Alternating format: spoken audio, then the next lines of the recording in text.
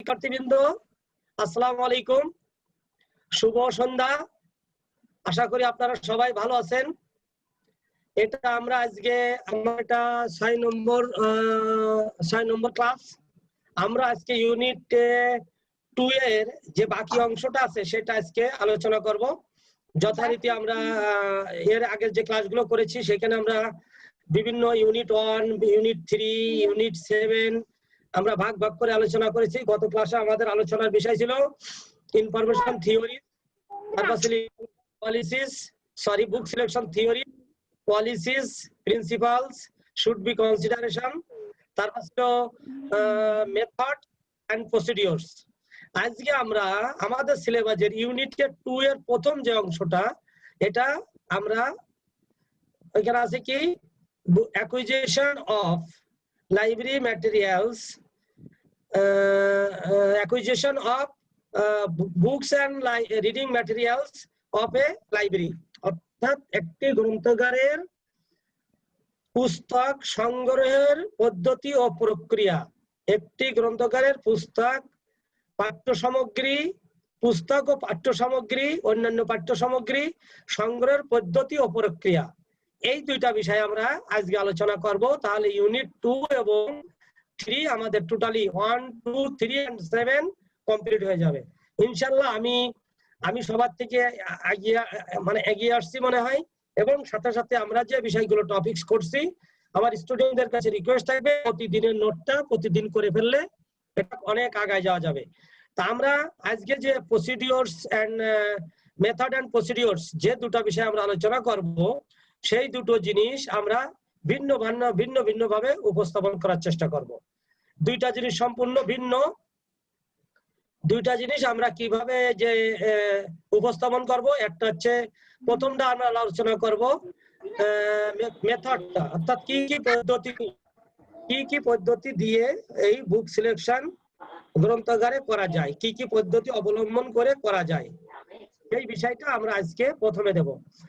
প্রথমে আজকে আসলে বুঝতে হবে আসলে সংগ্রহটা কি। প্রথমে বুঝতে হবে সংগ্রহটা কি। আমরা লাইব্রেরিতে করতে পারবো, সংগ্রহ করতে পারবো, সেই বিষয়টাই আমাদের থাকবে প্রথম আজকে। তারপরে প্রসিডিওরসটা পরে, এবং যথারীতি শেষ পর্যায়ে যেয়ে আমরা দেখব এই ইউনিট থেকে আমাদের কি কি কোশ্চেন হতে পারে, আমরা সেই বিষয়টা এখান থেকে শেষে যাই দেখব। তা আমরা যথারীতি আমরা স্লাইডে চলে যাই। আমরা অন্য আর কথা না বাড়িয়ে একটু সবাই দ্রুত আমরা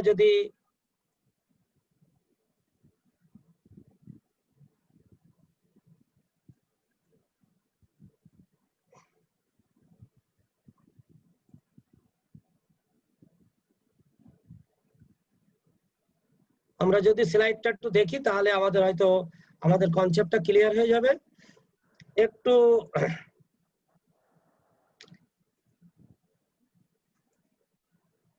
আজকে আমার এটা acquisition process and methods of books and other reading materials, আমার সিলেবাসে এটা আছে। আজকে এটা আছে।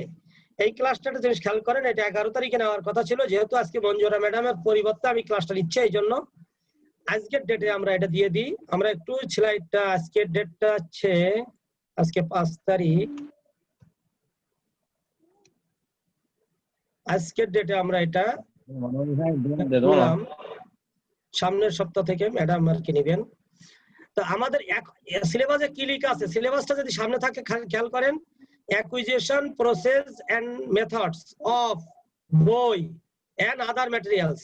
আমরা যারা এর আগে reading materials, other reading materials, আমরা রিসোর্স কয় প্রকার, একটা বলছিলাম রিডিং ম্যাটেরিয়ালস আর একটা ছিল আদার্স ম্যাটেরিয়ালস।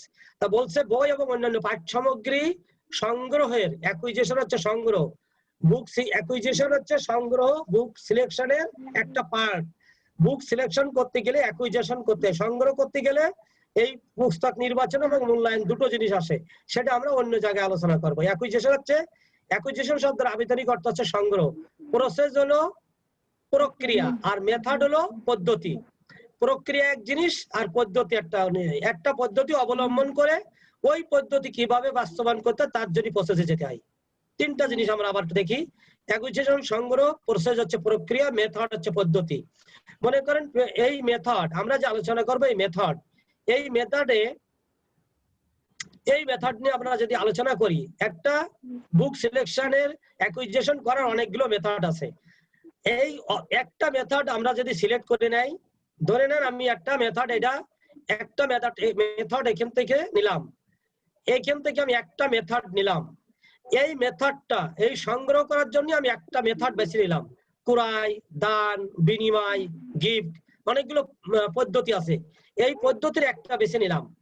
এই যেটা বেছে নিলাম, এই পদ্ধতিটা বাস্তবায়ন করার জন্য কি কি প্রসিডিওরস অবলম্বন করা হবে। আবার একটু বলি, অ্যাকুইজিশন সংগ্রহ, আর প্রসেস হলো প্রক্রিয়া, আর মেথড হলো পদ্ধতি। এই অ্যাকুইজিশন পদ্ধতি আমি নির্বাচন করার পরে যে পদ্ধতিটা বাস্তবায়ন করার জন্য যে ধাপ সমূহ অগ্রসর হতে হয়, সেটাই হলো প্রসেস। এই জন্য সিলেবাসে প্রসেস এন্ড মেথডস লেখা আছে। আমরা প্রথমে মেথডটা আলোচনা করব, তারপর মেথড আলোচনা না করলে প্রক্রিয়াটা কিভাবে হবে তা আমরা বুঝতে পারবো না। সেই জন্য আমরা আগে একটু এটা আলোচনা করে নিব, সেই আলোচনার পরিপ্রেক্ষিতে আমরা একটা আলোচনার সাথে আর একটা আলোচনার ইয়েতে যাব যথারীতি। তাহলে কি হবে, আজকের আলোচনার বিষয় হচ্ছে গ্রন্থাগারের পুস্তক ও অন্যান্য পাঠ্য সামগ্রী সংগ্রহের পদ্ধতি ও প্রক্রিয়া। প্রথমে আলোচনা করব আমরা সংগ্রহ। গ্রন্থাগার সংগ্রহ বলতে কি বুঝো, এই সংগ্রহের পদ্ধতি। আপনি সংগ্রহ অ্যাকুইজিশন বলবেন, হোয়াট ইজ অ্যাকুইজিশন, এটা আমার জানতে হবে। আমি বলবো প্রথমে অ্যাকুইজিশন। আমরা বরাবরই বলছি যে আমরা খুব নিখুঁত ভাবে সিলেবাসের প্রত্যেকটা জিনিস চুলচেরা বিশ্লেষণ করব। এইচএম ওমর ফারুক স্যার আমাদের যেটা বলেছেন যে আমাদের 10টা ক্লাস হয়ে যাওয়ার পরে আপনারা আর প্রশ্ন করার জায়গা পাবেন না, তার কারণ সিলেবাসের এমন কোনো টপিক আর বাকি থাকবে না। আমাদের এই 14 থেকে 16 ক্লাসের ভিতরে আপনার এটা চুলচেরা বিশ্লেষণের। তো প্রথমে আমরা যথারীতি জানবো সংগ্রহ কি জিনিস। সংগ্রহ, অ্যাকুইজিশন বা সংগ্রহ হলো একটা পদ্ধতি যার মাধ্যমে সংগ্রহ বৃদ্ধি করা যায়, লাইব্রেরির সংগ্রহ বৃদ্ধি করা যায়। সংগ্রহ সম্পর্কে বিভিন্ন জন বিভিন্ন মতবাদ প্রকাশ করেছেন, সেটা আমরা আগেই মেথড সমূহ আমরা পলিসিটি মতবাদ সামনে আলোচনা করছি। তবে সহজ কথা বলা যায় যে পদ্ধতি বা প্রক্রিয়ার মাধ্যমে কোন গ্রন্থাগার পুস্তক প্রবেশ, অর্থাৎ গ্রন্থাগারের ভিতর বই ঢুকানো হয়, আনা হয়, সংগ্রহ করা হয়, তাকে অ্যাকুইজিশন বলে। এক কথায় শেষ করে দেবেন। অনেকের অনেক রকম সংজ্ঞা আছে, কোন সংজ্ঞা আপনি বইপত্র আপনার নোটে যা আছে সেটা লিখবেন, ভাইবাতে এক কথাই সংগ্রহ একটা পদ্ধতি, যে যে পদ্ধতির মাধ্যমে বা প্রক্রিয়ার মাধ্যমে লাইব্রেরিতে বই এক্সেস এন্ট্রি করানো হয়, ঢুকানো হয়, ক্রয় করা হয়, তাই হচ্ছে অ্যাকুইজিশন। এই বিভিন্ন জনে ডক্টর এআর মিত্তেলের একটা বলেন, সে বলছে তার একটা সংজ্ঞা দিছে সুন্দর করে। জোসেফ শিপম্যান মিত্তেল বলছে গ্রন্থকারের মুখ্য উদ্দেশ্য ও প্রধান কাজ সুষ্ঠু সংগ্রহে গড়ে তোলা ও এসবের মধ্যে লুকায়িত পুঞ্জীবিত জ্ঞান রাশি সকলের মধ্যে ছড়িয়ে দেওয়ার ব্যবস্থা করা। শুধু তাই নয়, এসবের সার্বিক তত্ত্বাবধান বা সংরক্ষণের অতি যত্নবান হওয়া গ্রন্থাগারের অন্যতম কাজ। আপনারা একটু সুযোগ দিলে আমি সাউন্ডটা ক্লিয়ার হবে, তাহলে আমার একটু আস্তে কথা বলতে হবে। এখন তারপরে বলছে জোসেফ শিপম্যান কি বলছে দেখেন। শিপম্যান বলছে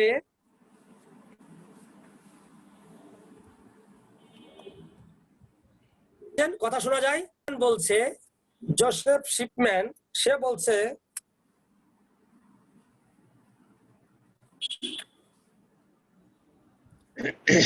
বলছে গ্রন্থাগার সামগ্রী পরিকল্পিত ও পদ্ধতিগত, দেখেন প্ল্যানিং এন্ড মেথডিক্যালি উন্নয়নকে সংগ্রহ বলা হয়। সব থেকে ছোট সংজ্ঞা, কিন্তু কয়েকটা শব্দ আছে। গ্রন্থাগার সামগ্রীর পরিকল্পিত ও পদ্ধতিগত উন্নয়নকে গ্রন্থাগার সংগ্রহ বলা হয়। প্রথমে একটা সংজ্ঞা তো লিখতে হবে অ্যাকুইজিশনের, তারপরে আপনি দিয়ে আরো সহজ বলে বলা যায় যে প্রক্রিয়ার মাধ্যমে পুস্তক সংগ্রহ করা হয় তাকে অ্যাকুইজিশন। ওই সে একটা দায়িত্বুল বিয়াজাল ইমাম, কিছু না পারলে অন্তত এটা তো পারবেন, কিছু না পারলে এটা বলে দিবেন। ওকে, আমরা দ্রুত আগাবো একটু, পরে আমরা যাই সংগ্রহ, আমরা সংজ্ঞা শিখে ফেললাম। এখন আমরা যাব এই সংগ্রহের পদ্ধতিগুলো কি কি। যেহেতু আমরা সংগ্রহের সম্পর্কে আলোচনা করছি, সংগ্রহের পদ্ধতিগুলো কি কি বলছে। সংগ্রহের পদ্ধতি ও প্রক্রিয়া দুটো ভিন্ন বিষয়। আগে আমি বলেছি প্রক্রিয়া এবং পদ্ধতি, প্রসিডিওরস এন্ড মেথডস দুটো ভিন্ন বিষয়। গ্রন্থাগারে পুস্তক সংগ্রহের প্রধান প্রধান পদ্ধতি সমূহ আলোচনা করলাম। নাম্বার 1, 1 নম্বর আলোচনা, লাইব্রেরিতে যে পদ্ধতিতে সংগ্রহ করা হয় তার 1 নম্বর হচ্ছে পারচেজ, ক্রয়ের মাধ্যমে। কোন পদ্ধতিতে? 1 নম্বর পয়েন্ট লিখে ফেলেন, কিসের মাধ্যমে, কোন পদ্ধতি অবলম্বন করা যায়? ক্রয়ের মাধ্যমে। এই ক্রয়ের সময় এই ক্রয়ের কতগুলো প্রসিডিওরস আছে। কিভাবে ক্রয় করবেন? আপনি লেখকের কাছ থেকে ক্রয় করতে পারেন, আপনি টেন্ডার দিয়ে ক্রয় করতে পারেন, কোন ভ্যান্ডারের মাধ্যমে সরাসরি ক্যাশ পারচেজে ক্রয় করতে পারেন, আপনি বাজারে যাই দেখে দেখে কিনতে পারেন, মেলার থেকে বিভিন্ন পদ্ধতি, যে যেভাবে বলেন না কেন সেটা আপনি সেই পদ্ধতিতে করবেন। তাই 1 নম্বর হচ্ছে ক্রয়ের মাধ্যমে কেনা যায়। 2 নম্বর হচ্ছে বিনিময়, এক্সচেঞ্জ। এটা আবার কি জিনিস? ক্রয়ের মাধ্যমে কেনা যায়, কিনে ফেলা যায়, আমি টেন্ডার দিয়ে কিনবো, বাজার চাকরি কিনবো। তারপরে বলছে 2 নম্বর পদ্ধতি হচ্ছে বিনিময়। ধরেন একটা লাইব্রেরির, আমার লাইব্রেরি, আমার ব্যানবেজ লাইব্রেরিতে মনে করেন আমার 512টা পাবলিকেশন আছে। বাংলা একাডেমি লাইব্রেরি কিংবা বিআইডিএস লাইব্রেরি তাদের এরকম 500 লাইব্রেরি আছে। সেই ক্ষেত্রে আমার 500 বই যদি আমি বাংলা একাডেমিকে দিই আর বাংলা একাডেমির 500 বই যদি আমাদের কাছে আসে, তাহলে আমার সংগ্রহ কতগুলোতে দাঁড়াবে? 1000 উপরে। 1000-এর উপরে। আর বাংলা একাডেমির 1000-এর উপরে। এরকম বিনিময়ের মাধ্যমে এও একটা পদ্ধতি। কিন্তু এই পদ্ধতি বাস্তবায়ন করার জন্য একটা প্রসিডিওরস আছে। ঠিক এই ক্রয়ের জন্য একটা প্রসিডিওরস আছে, সেটা আমরা পরে আলোচনা করছি। কি কি পদ্ধতিতে সংগ্রহ করা যায় সেটা আমরা একটু যাই। নাম্বার 3 দেখেন, দানের মাধ্যমে, ডোনেশনের মাধ্যমে করা যায়। এখন এই ডোনেশনের বিভিন্ন ভাবে, আপনি এলাকায় আপনার যখন নতুন একটা লাইব্রেরিতে গড়ে ওঠেন, 20-25 জন বন্ধু বান্ধব বলবো যে ভাই এই তুমি 2টা দিবা, তুমি 2টা, দুটো দিবা, আমরা 50 জন আছি, 50 জন 2টো করে বই দিব, ঠিক আছে? দেখবে 100 বই হয়ে গেছে। লাইব্রেরিতে যখন কালেকশন হয় তখন ঈদের সময়, কোনো ফেস্টিভ্যালের সময় সব বিভিন্ন জায়গা থেকে যখন বন্ধু বান্ধব এক জায়গায় হয় তখন বলে যে লাইব্রেরির সংগ্রহ একটু বাড়াতে হবে, তোমরা সবাই 1000 টাকা করে 500 টাকা করে চাঁদা দাও, যে টাকা দিতে পারবো না সে 5টা করে বই দিবা। এটা কেবল দানের মাধ্যমে। তবে এই ক্ষেত্রে একটা লাইব্রেরিয়ানকে একটু সাবধান হতে হবে, বি কেয়ারফুল। দানের ক্ষেত্রে আপনি লাইব্রেরিটা আপনার লক্ষ্য এবং উদ্দেশ্য ঠিক আছে কিনা দেখবেন। আপনি বিচার বুদ্ধি বিসর্জন দিয়ে যা দেবে তাই নিবেন না। দিলে কি হবে, আপনার ভিতরে জঙ্গি, ভিন্ন মতলম্বী, বিতর্কিত বই, ইসলাম এবং অন্যান্য যে সমস্ত বইগুলো সেটা ঢুকে যাইতে পারে। এবং আপনার হয়তো ছোটদের লাইব্রেরি, এমন একটা বই একজন দান করলো, তা লেখা আছে যে 22 বছরের নিচে কেউ দেখা নিষেধ, পড়া নিষেধ। কাজেই আর যারা দান করে তাদের এই ক্ষেত্রে সচেতন হতে হবে। আমার মূল্যবান বইগুলো আমি একটা লাইব্রেরিতে দান করব।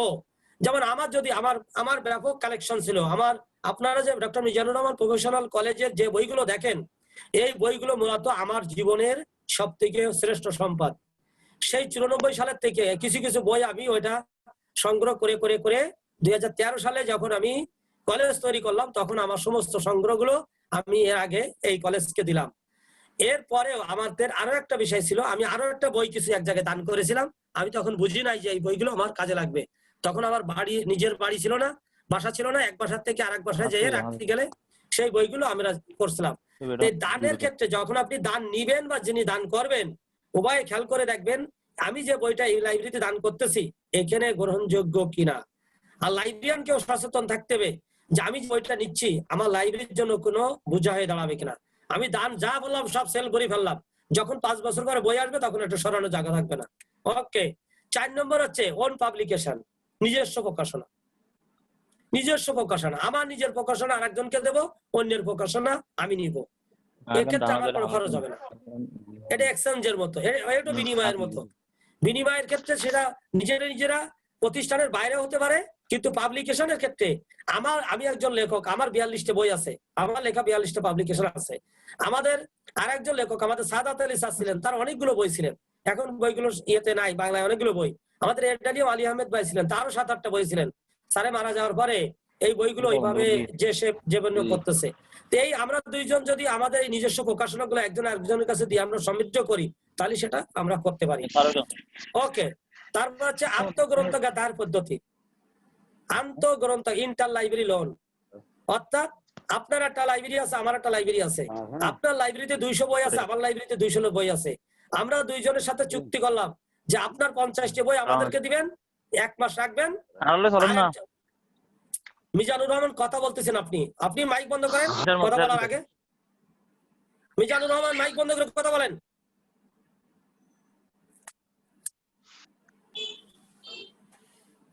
মিজানুর রহমান মাইক বন্ধ করে কথা বলেন। আপনি কি খাচ্ছেন? খাওয়া দাওয়া পরে করেন, মাইক বন্ধ করেন। এটা রেকর্ড হইতেছে ভিডিও। কোথায় দাঁড়ালাম আমরা? যেটা গেলাম সেটা হচ্ছে আন্তঃগ্রন্থগার ধার পদ্ধতি। একটা লাইব্রেরির সাথে আরেকটা লাইব্রেরি তাদের চাহিদার চুক্তি অনুযায়ী যদি আমরা এটা করতে পারি, তাহলে আমরা যদি এটা করতে পারি তাহলে তাকে ইন্টার লাইব্রেরি লোন বলে। আপনার 50টি বই আমার কাছে 2 মাস থাকবে, আমার 50টি বই থাকবে। এইভাবে আমরা পারস্পরিক সম্পর্ক তৈরি করে এটা ব্যবহার করতে পারি।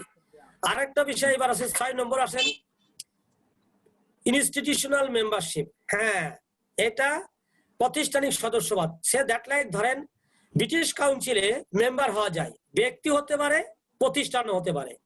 আপনি যদি doctor Mizanur Rahman professional college British কাউন্সিলের মেম্বার হয়, তাহলে একসাথে সম্ভবত বোধহয় এখন 50টি বই নিতে পারে। আগে ছিল 50টি, এখন হয়তো আরো বাড়ছে। কিন্তু একজন ব্যক্তি হলে সে কিন্তু 5টা বই নিতে পারে। কিন্তু একটা প্রতিষ্ঠান যখন হবে তখন সে 100 বই নিয়ে 2 মাস রাখতে পারবে। এরকম তো বিভিন্ন এরকম যে যারা বই ধার দেয় সেই প্রতিষ্ঠানে যদি আমরা মেম্বার হই, তাহলে সেই ইনস্টিটিউশনের মেম্বার হই, তাহলে ওই আমি doctor Mizanur Rahman professional college British কাউন্সিলের মেম্বার হয়ে 100 বই আনিয়ে তাদের যে সমস্ত ক্লাসিক্যাল ফিকশন গুলো আছে, ইংলিশের বিভিন্ন ভালো ভালো বইগুলো আছে, শুধু অনেক লাইব্রেরি সায়েন্সের বইগুলো আছে, সেই বইগুলো আনি আমি আমার ছাত্রদেরকে 2 মাসের জন্য ধার দিলাম। এইভাবে আমরা সংগ্রহ বৃদ্ধি করতে পারি। তারপর আছে কি গভর্নমেন্ট পাবলিকেশন, সরকারের বিভিন্ন প্রকাশনা বেরোয়, যেমন ব্যানবেজ এডুকেশনাল স্ট্যাটিস্টিক্স বের করে, বিবিএস বাংলাদেশ ব্যুরো বিবিএস এর রিপোর্ট বের করে, এই প্রতি বছর এটা বের করে। এখন যারা এটা বের করে বিভিন্ন গভর্নমেন্ট পাবলিকেশন, ইকোনমি ইআরডি অর্থনৈতিক সমীক্ষা বের করে, বাজেট বের করে, পঞ্চবার্ষিকীর প্রথম পঞ্চবার্ষিকী, দ্বিতীয় পঞ্চবার্ষিকী, সপ্তম পঞ্চবার্ষিকী পরিকল্পনা এরকম ভাবে রয়েছে গভর্নমেন্টের পাবলিকেশন।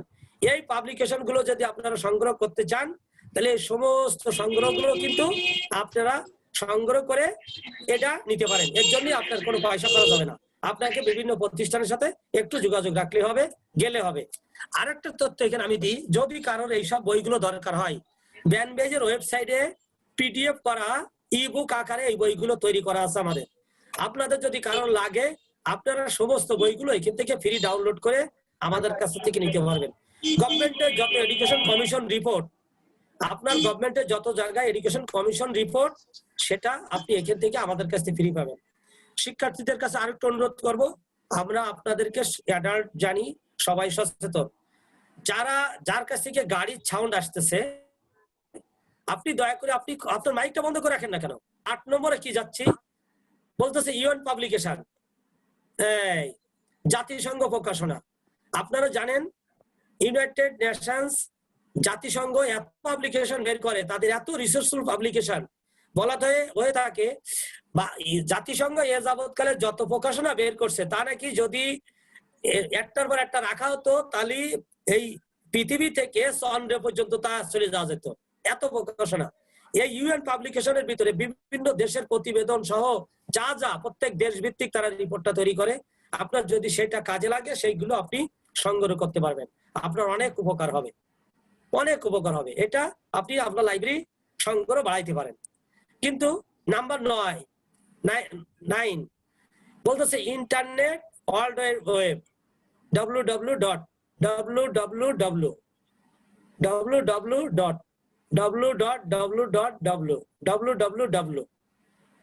ইন্টারনেট এবং ওয়ার্ল্ড ওয়েব। এখন প্রশ্ন, সেটা কি জিনিস? গুগল এখন আপনাকে সব হাতের কাছে আনিয়ে দিছে, বিশ্ব আপনার হাতের মুঠোয়। আপনি যে বিষয় চান না কেন, আপনি যে কোনো টপিকস, আমি যা যা পড়াই সব আছে গুগলের রিসোর্স, রিসোর্স।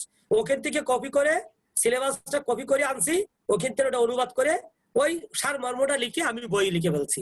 দেখবেন নিত্য নতুন যে বিষয় আসবে তার উপর আবার একটা বই এসে যায়। কারণটা কি? আমি ওই টপিকসটা ধরে ধরে গুগল থেকে ডাউনলোড করে ওটার একটা নিজে পড়ে একটা সামারি তৈরি করে একটা সবার লিখে ফেলি। একবার লেখা শুরু করলে একেবারে এক জায়গায় বসে একটা দুটো চ্যাপ্টার লিখে ফেলে দিতে পারি। এখন আপনি আপনার যে বিষয়টা, নেট থাকলে আপনি ওয়েবের থেকে, ইন্টারনেটের থেকে নিত্য নতুন বিষয় যত কালেকশন, পিডিএফ করা ফুল বই, ওখানে দেখবেন পিডিএফ ফুল টেক্সট, আপনি এটা সংগ্রহ করতে পারবেন। এটা সব থেকে লাইব্রেরিয়ানের জন্য একটা চমৎকার পদ্ধতি।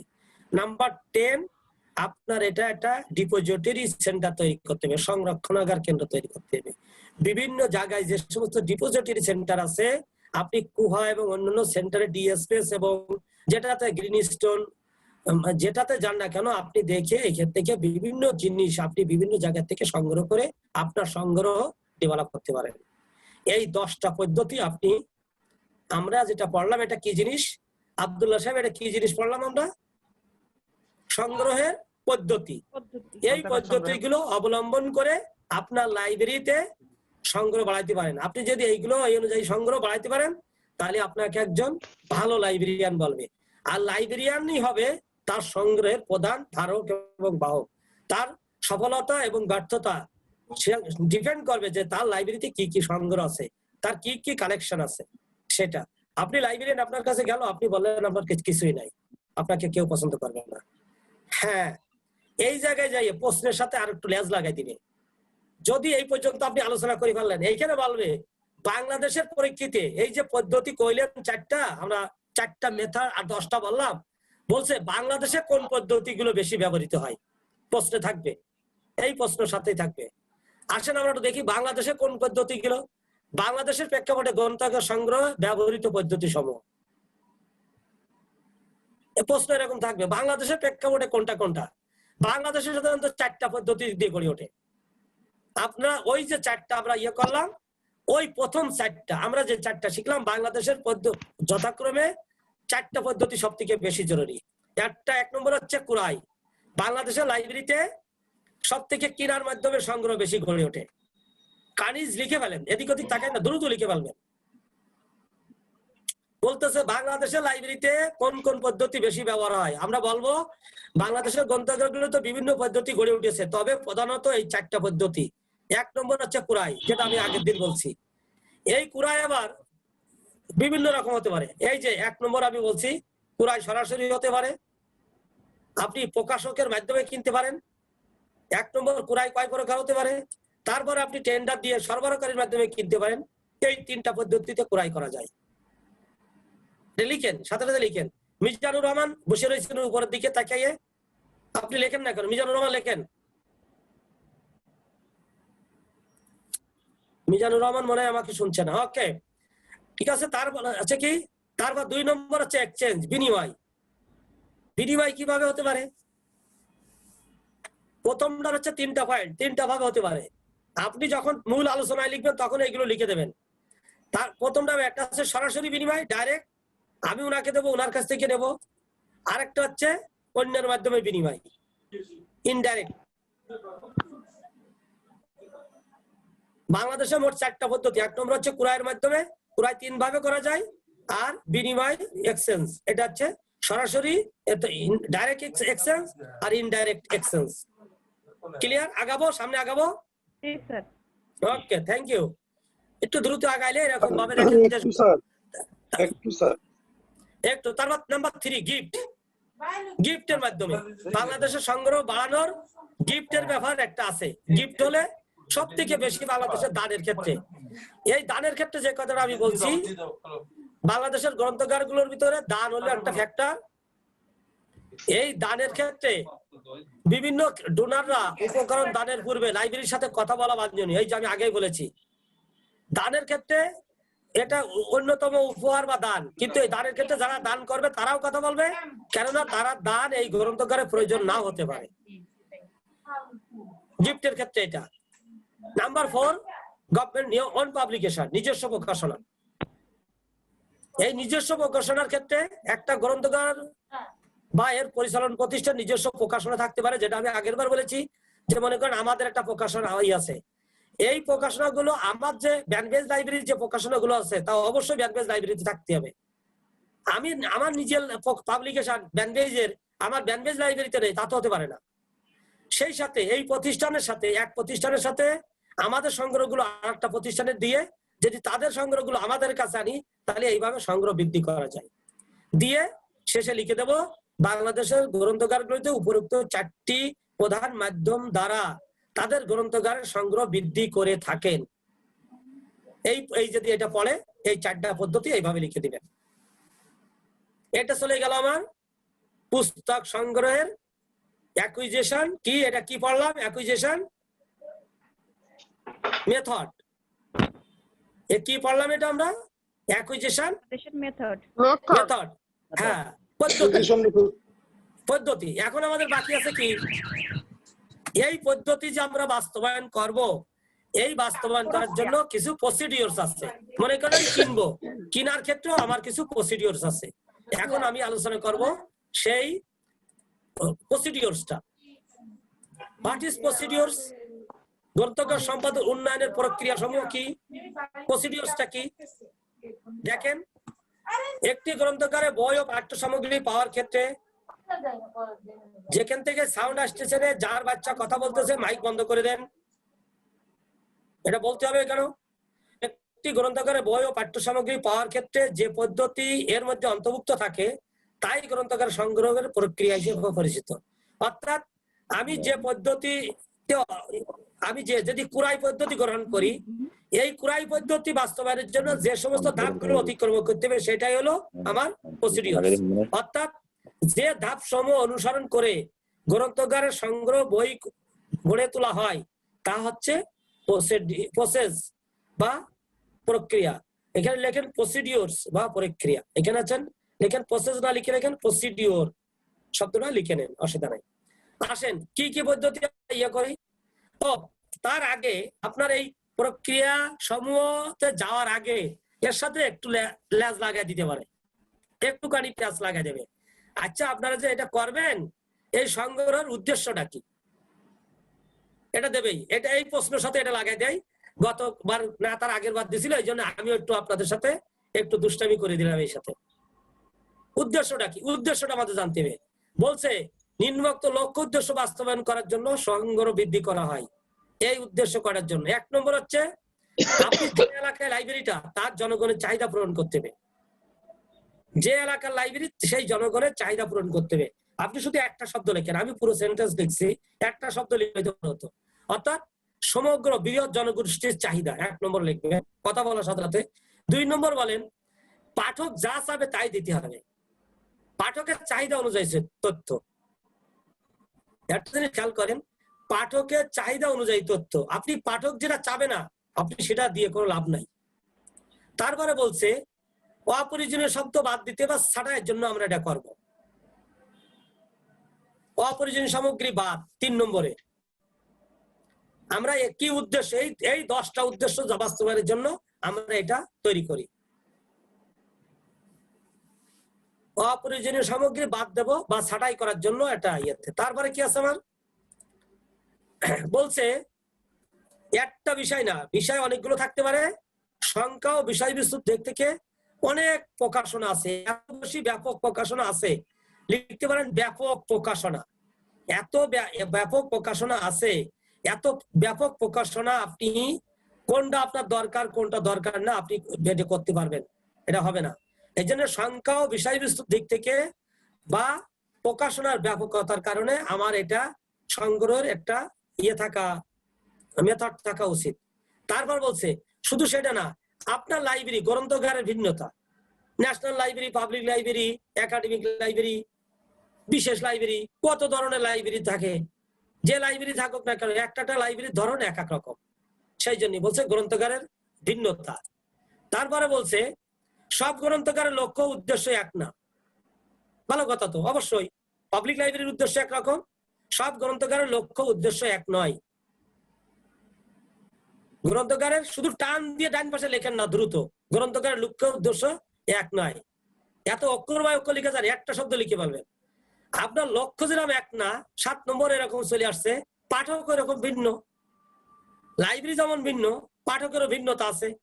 ভিন্ন পাঠক ভিন্ন কথা এসে বলবে, আসে বলবে, পাঠক এসে বলবে আমার যা আছে এই মুহূর্তে আমাকে সলিড, এই মুহূর্তে আমাকে কারেন্ট আপ টু ডেট কি তথ্য আছে সেটা দেন। ওকে, লিখছেন?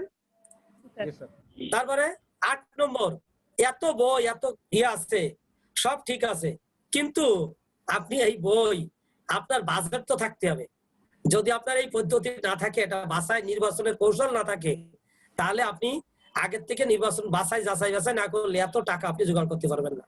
আর এত বাজেট আপনার নাই। আর বাজেট থাকলেও আপনার লাইব্রেরিতে 9 নম্বর এসে বলেন স্থান সমস্যা, বাজেট আছে আমি টাকা দিয়ে কিনে ফেললাম, কিন্তু এত বই রাখবো কোথায়? দেখেন 8 নম্বরে বলছে আর্থিক সীমাবদ্ধতা, 9 নম্বরে বলছে গ্রন্থাগারের স্থান সমস্যা। নাম্বার 10 বলছে দেশ, ইতিহাস, শিক্ষা ও সাহিত্য এইসব বই ক্রয় করতে হবে। আর অশ্লীল বই এবং অশ্লীল বই রোধ করতে হবে। এই 10টা উদ্দেশ্য বাস্তবায়নের জন্য আমরা এই পাঠ্য সামগ্রী সংগ্রহের এটা সংগ্রহের লক্ষ্য এবং উদ্দেশ্য যদি বলে এই 10টা। এখন চলে আসি আমরা আমাদের মেথড। আমাদের মেথড সমূহ কি কি? গ্রন্থাগার সম্পদের প্রক্রিয়া সমূহ কি? ওটা গেল উদ্দেশ্য, সংগ্রহের উদ্দেশ্য গেল। আর এটা হলো আমাদের, এইবার আসেন প্রক্রিয়া সমূহ। কি কি প্রসিডিওর্স করতে হবে আপনি বইটা কেনার জন্য, কি কি প্রসিডিওর্স? নাম্বার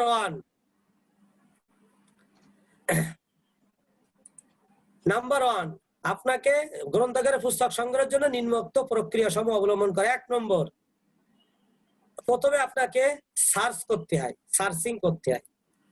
অনেকে বলে যে প্রথমে নির্বাচন করতে হয়। নির্বাচন না, আমি আগে কেনার জন্য সার্চিং করতে হবে যে আমার লাইব্রেরিতে, আবার বোঝেন, আমার লাইব্রেরিতে কি কি বই আছে আগে সেটা আমাকে জানতে হবে। আমি বই কেনার আগে আমি যে বইটা আছে সে বইটা কিনবো না, আমাকে সার্চিং করতে হবে 2 দিকে। একটা হচ্ছে আমার লাইব্রেরিতে কি কি বই আছে সেটা, আর আমি কি কি বই কিনবো সেইটা। এই 2টা জিনিস ব্যাপক অনুসন্ধান করে আমাকে তালিকা তৈরি করতে হবে। এই দুটো দেখেন, এই অনুসন্ধান করে একটা তালিকা করবেন। সেই তালিকাটা যাচাই বাছাই করবেন। কি যাচাই ভেরিফিকেশন করবেন? যে তালিকা যে অনুসরণ করে যেটা তালিকা বানালেন সেই তালিকা থেকে ভেরিফিকেশন করে আমার এখানে কি কি বই আছে সেটা বাদ দিবেন, আর যেটা যেটা আপ টু ডেট না সেটা আপনি বাদ দিবেন। ভেরিফিকেশন করবেন, যাচাই। 3 নম্বর রাশি বলেন, আপনি অনুসন্ধান করে তালিকা সারা দেশের থেকে ক্যাটালগ সংগ্রহ করে বিভিন্ন জায়গায় আনলেন, যাচাই বাছাই করে একটা চূড়ান্ত ফাইনাল লিস্ট করবেন। একটা চূড়ান্ত, এটাকে বলে পুস্তক নির্বাচন করা। আপনি একটা চূড়ান্ত লিস্ট করেন। এই লিস্টের আগে যদি কমিটি থেকে কমিটির সামনে উঠাবেন। তারপর চূড়ান্ত লিস্ট করার পরে যদি কমিটি এটা অনুমোদন দেয়, চূড়ান্ত তালিকা করে ফেলছেন, কমিটির কাছে অনুমোদন, কমিটির সব সদস্যদের সই করবেন। শিক্ষা প্রতিষ্ঠানের প্রধানের সই নেবেন। বি কেয়ারফুল, শিক্ষা প্রতিষ্ঠানের সই নেবেন, প্রধানের সই নেবেন এবং ফাইলে হোপের অনুমোদন করাই নেবেন। যদি চূড়ান্ত তালিকা অনুমোদন না করায় তাহলে টেন্ডার বা ইজিপিতে আপনি যাবেন না। পরবর্তীতে আপনার বিরুদ্ধে মামলা হতে পারে। আপনার বিরুদ্ধে বলবে যে আপনি কোন লেখককে সুবিধা দেওয়ার জন্য তার বই বেশি করে সংগ্রহ করছেন। আপনার যাদের রিকুইজিশন ছিল, তাদের যারা চাহিদা ছিল তারা সই নেবেন আর ফাইলে নোট দিবেন, এবং কমিটির যত মেম্বার আছে তারা সবাই, আমরা যদি আমাদের প্যান্ডামিক সিচুয়েশন খোলে এইসব প্রসিডিউরস, একজন লাইব্রেরিয়ানের সব থেকে বড় গুণ হইলে এটা, লাইব্রেরিয়ান আপনাকে ভাইভাতে জিজ্ঞেস করবে, আচ্ছা আপনাকে লাইব্রেরিতে লাইব্রেরিয়ান নিয়োগ করলে আপনি কিভাবে বই সিলেকশন করবেন, আপনি বই কিভাবে কিনবেন, এটা ভাইভাতে 100 বার জিজ্ঞেস করবে। তখন আপনাকে এই কথাগুলো বলতে হবে। যদি আপনি টেন্ডার আহ্বান করার আগে এই তালিকা অনুমোদন না করান, তা নিশ্চিত আপনাকে 10 বছর পরে আপনাকে এটার জন্য জবাব দিতে হবে। অর্থাৎ ফাইলে অ্যাপ্রুভ করতে হবে, এবং এটা তালিকা অনুমোদিত তালিকা না থাকলে আপনার অডিটে অবজেকশন দিবে লাইব্রেরিয়ান আপনাদেরকে। কিন্তু এটা বেশি, এই টপিকসটা আপনি যারা আছেন আজকে যারা ক্লাসে আছেন, এই টপিকসটা তারা বি কেয়ারফুল। তারপরে কি হলো, তালিকা চূড়ান্ত হওয়ার পরে আপনি টেন্ডার দিবেন, দরপত্র ইনভাইটেশন করবেন। এই দরপত্র বিভিন্ন ভাবে হতে পারে। এখন সরাসরি এখন টেন্ডার দেওয়া যায় না, টেন্ডার বাক্স চিন্তায় হয়, দুর্নীতি হয়, কি মারামারি হয়, কাটাকাটি হতে পারে। আপনি সেই জন্যই তো এখন ইজিপি হয়, ই টেন্ডার হয়, আপনি ইজিপি করতে পারবেন। ইজিপি আর প্রসেস আছে, সেটা আমরা আগের দিন দেখাবো। ইজিপি লোক নিয়ে আসবো আপনাদেরকে শেখানোর জন্য। আপনারা লাইব্রেরিয়ান হবেন, অন্য জায়গায় যাবেন, কিভাবে সরকারি অফিসে ক্রয় করা হয় সেটা আপনাদেরকে দেখাবো। ওকে, এখন আসেন 5 নম্বরে। আপনি কি করলেন, চূড়ান্ত তালিকা করে ফেলছেন, টেন্ডার দিচ্ছেন। টেন্ডার দেওয়ার পরে কি করবে, টেন্ডার দেওয়ার পরে ওনারা সাবমিট করবে, 4-5টা পার্টি করবে। ওটার আপনি কম্পারেটিভ স্টেটমেন্ট তৈরি করবেন, যে কারা কম দাম দিছে, কার কাছে অ্যাভেলেবেল আছে, কারণ হয়তো আপনি যে সিকিউরিটি মানি চাইছে তা দেয়নি, পে অর্ডার দেয়নি, কারণ হয়তো ট্রেড লাইসেন্স নাই, থাকলে নবায়ন নাই, টিন নাই, ব্যাংক সলভেন্সি নাই। এসবগুলো দেখে আপনি তাদেরকে একটা ওয়ার্ক অর্ডার দেবেন। ওয়ার্ক অর্ডার মানে হ্যাঁ জনাব মেসার্স অমুক নিউ প্রগতি প্রকাশনী, আপনি এত তারিখের ভিতরে আপনার এই তালিকা অনুযায়ী এত তারিখের দরপত্র মোতাবেক আপনি এই বই এত তারিখের ভিতরে 2 কপি করে সরবরাহ করবেন। সেখানে শর্ত নিচে লিখে দেবেন ছেঁড়া, কাটা, ফাটা, চিমটি লাগানো এইসবগুলো বই নিউজ প্রিন্ট, তারপরে পাইরেসি কপি এবং সব বই অরিজিনাল কপি এটা দিতে হবে এবং বইয়ের কাছে মূল্য উল্লেখ থাকতে হবে। যদি বইয়ের গায়ে ক্যাটালগ না থাকে ফরেন বইয়ের ক্ষেত্রে তাহলে ওই বইয়ের ক্যাটালগ সাথে সংযুক্ত করতে হবে। এই কথা কয়ে আপনি সব ওয়ার্ক অর্ডারের ভিতরে লিখে দেবেন। উনি ওয়ার্ক অর্ডার দেওয়ার পরে আপনার কাছে বই নিয়ে আসবে। এই যে নেন লাইব্রেরিয়ান সাহেব আরো অনেক কাজ আছে সেটা আমরা অন্য জায়গায় যাই পড়বো, এখানে 32টা কাজ করতে হয়, আমি সেটা 10টার ভিতরে নিয়ে আসছি। এই আপনি এইবার উনি সমস্ত বই আপনার কাছে আনবে, বলবেন এই নেন আমি আপনি যে অর্ডার দিয়েছিলেন এই সেই বই আপনি আপনার কাছে দিলাম, আপনি আমার এখন এই বই দিছে। বই দিলে আপনি কি করবেন? বই আপনার কাছে জমা দেওয়ার পরে আপনি কি করবেন? এই বই রিসিভ করার আগে ওই যে তালিকা চূড়ান্ত তালিকা করছিলেন, ওয়ার্ক অর্ডার দিছিলেন তাই না, লিস্ট করাইছিলেন না, কমিটিতে সই করাইছিলেন না, ওই তালিকার সাথে বইয়ের মূল্য, পৃষ্ঠা, রং সব ঠিক আছে কিনা এটা যাচাই করবেন। আপনি বিল পাওয়ার পরে যদি বিল সমস্ত যাচাই বাছাই এটা করবেন, করার পরে যারা বই যা অর্ডার দিয়েছেন দেখা যাচ্ছে তার 80% মিলেছে, 20% মেলে নাই, তখন আপনি তাদের ডাকবেন, ডাকে আবার বলবেন যে আপনার এই সমস্যা আছে এই বইগুলো পাল্টাই দেন, এই সমস্যার সমাধান করে দেন। আবার জন্য আপনি তাদের কাছে আবার হাত পাতবেন না। হাত পাতা বোঝেন না, আমাদের একটু স্বভাব আছে না, বোঝেন তো হাত পাতা কারে কয় বোঝেন? ফাইল আটকাইয়ে কি করে? হ্যাঁ আমরা আর ওইটা বললাম না, ফাইল আটকাইয়ে টেবিলের তল দিয়ে হাত পাতে, এই স্বভাব বাঙালির এটার গেল না, হাত পাতার স্বভাব। এখন আপনি এই সমস্ত তাকে বলবেন যে ভাই আপনি অনেক কষ্ট করে, যেমন এইবার এই প্যান্ডামিক সিচুয়েশনে আমি আমার লাইব্রেরির আমার 20 লাখ টাকা না 25 লাখ টাকা 20 লাখ টাকা বাজেটের ভিতরে ইজিবি করে এই প্যান্ডামিক সিচুয়েশনে আমি কিন্তু 16 লাখ টাকার বই কিনে ফেলছি এবং তাদেরকে এই করোনার ভিতরে সেই পার্টি এত চমৎকার বই সাপ্লাই দিছে, আমি তাদেরকে সবাই তাদেরকে ঝাড়ি দেয়, এগুলো ঝাড়ি না, খুব সুন্দর করে আদর করে আমি তাদেরকে বলি যে ভাই আপনি এটা দেন, এটা এইভাবে দেন, চেঞ্জ করে দেন, এটা দেন, এটা দেন। সমস্ত বইগুলো তার কাছ থেকে আমি কালেকশন করেছি। কয়দিন দেরি হলে আমি যদি না নিতে পারতাম আমার টাকাটা কিন্তু ফেরত যেত, আমি বই কালেকশন করতে পারতাম না। একটা লাইব্রেরিয়ানের সব থেকে বড় দক্ষতা সেই সব থেকে বড় অপদার্থ লাইব্রেরিয়ান যে তার বাজেট খরচ করতে পারে না এবং একবার বাজেট ফেরত গেলে পরের বার কিন্তু আপনার বাজেট কমে যাবে। শুধু লাইব্রেরিতে না, যে কোনো প্রতিষ্ঠানের প্রধান তার বাজেট খরচ করতে হবে। আবার বাজেট খরচ করার নামে আপনি আপনার টাকাটা বাগানে ফেলে দিবেন, তা হবে না। এই ওয়ার্ক অর্ডার দেওয়ার এই রিসিভিং এর ভিতরে যত অসঙ্গতি আছে তাদেরকে ডাইকে বুঝাইয়ে আলাপ আলোচনার মাধ্যমে এই সমস্যা সমাধান করে নিতে হবে। যে আপনি এটা চেঞ্জ করে দেন, এটা চেঞ্জ করে দেন, আমি এক্সটেনশন করতে থাকি। নাম্বার 8, এইবার সম্পর্কযুক্ত প্রক্রিয়া সম্পর্ক করে। এইবার এই বই নেওয়ার পরে আপনার এই বইয়ের ভিতরে এক্সটেনশন করতে হবে, সিল মারতে হবে, এক সংযোজন খাতায় উঠাতে হবে, বুক কার্ড লাগাতে হবে, বুক পকেট লাগাতে হবে, অনেকগুলো কাজ আপনার এখানে এই রিলেশন এইখানে 10টা কাজ আছে। এটাকে বলে সম্পর্কযুক্ত কাজ সম্পন্নকরণ, এর সাথে রিলেটিভ ওয়ার্ক গুলো প্রসেস গুলো সম্পন্ন করা। অর্থাৎ আপনি বই নেওয়ার পরে বইটার কাটা ফাড়া সেটা দেখে বইটার প্রথমে টাইটেল পেজের উল্টা পাশে সিল মারতে হবে। কোনোদিন কোন লাইব্রেরিয়ান এই যে বইটা এই লাইব্রেরিয়ান কোনোদিন টাইটেল পেজে সিল মারা যাবে না। একটা কথা, এই যে পেজটা এই দেখেন এটাকে টাইটেল পেজ বলে, এই টাইটেল পেজে কোনোদিন সিল মারতে নেই, সামনের পেজে সবসময় সিল মারতে হয় এই যে পিছনের। এটা দেখাবো আমরা দেখাবো আপনার, এই যে এটাকে বলে প্রিন্টার পেজ। যত কল নাম্বার লিখতে হবে, সাবজেক্ট হেডিং লিখতে হবে, বারকোড লিখতে হবে, আরএফআইডি ট্যাগ যেখানে আটকাইতে চান না কেন টাইটেল পেজের সামনের দিকে করা যাবে না। এই কাজ শেষ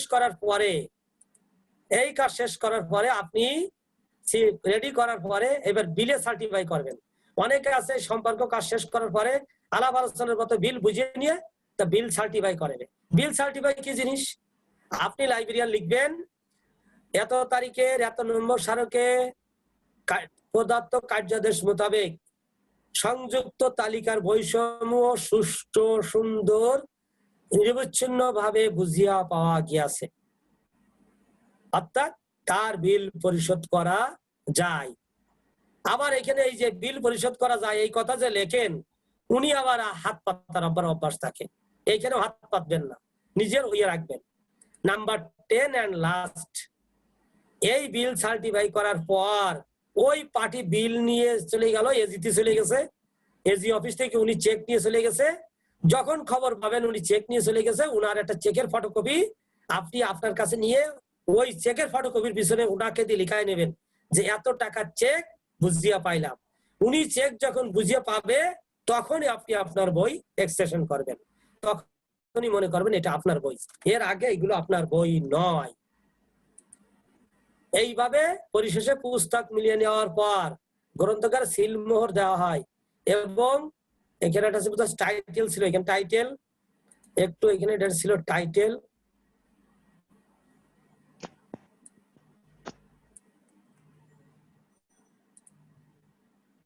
যে এক্সটেনশন করতে হবে, ডেট দিতে হবে, অথর লিখতে হবে, টাইটেল লিখতে হবে, এডিশন লিখতে হবে এবং সম্পাদকের নাম এন্ট্রি করার সময় অ্যাকুইজিশন কাজ শেষ করতে হবে। এইভাবে লিখে অ্যাকুইজিশন কাজ শেষ করতে হবে। এই কাজ এইভাবে সম্পন্ন করার পরে আপনি আপনার এই কাজ এইভাবে শেষ করার পরে আপনার এই প্রসিডিওরস যে পদ্ধতি অবলম্বন করেন না কেন, আপনি কেনেন, আপনি যদি কিনতে যান, আপনি যদি এক্সচেঞ্জ করতে যান, যে পদ্ধতি আপনি করেন না কেন, আমরা কুরাইয়ের একটা পদ্ধতির প্রক্রিয়া দেখালাম যেটা আমাদের দেশে সচরাচর এগুলো ইয়ে করা হয়। Thank you everybody. এখন আপনাদের সেই মশলা, সেই মশলাটা আসল জিনিস, সবাই লড়ি চড়ি বইছে রে, যেই কইছে মশলা। আজকের আলোচনায় কি কি কোশ্চেন হতে পারে? মশলা তো এটাই করে স্যার, এটা দিলেই তো হয়ে যায়, আর লাগে না। Thank you. এই যে আজকের মশলা, এইটাই তো মশলা। ওকে, ধন্যবাদ।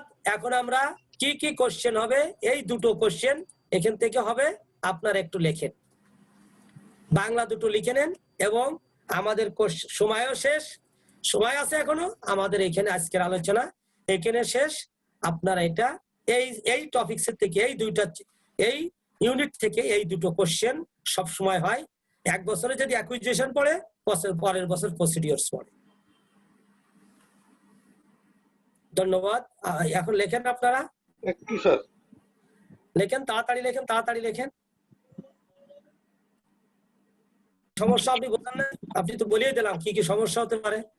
আপনি বই দিচ্ছেন, একটা পায়ের বুদ্ধি তো কম, ওই স্ক্রিনশটের ভিতরে থাকবে, খাতায় লেখেন, স্ক্রিনশটে কোনো কাজ হবে না। খাতায় লেখেন, জীবনে কাজ হবে, এই খাতাটা রেখে দিয়েন।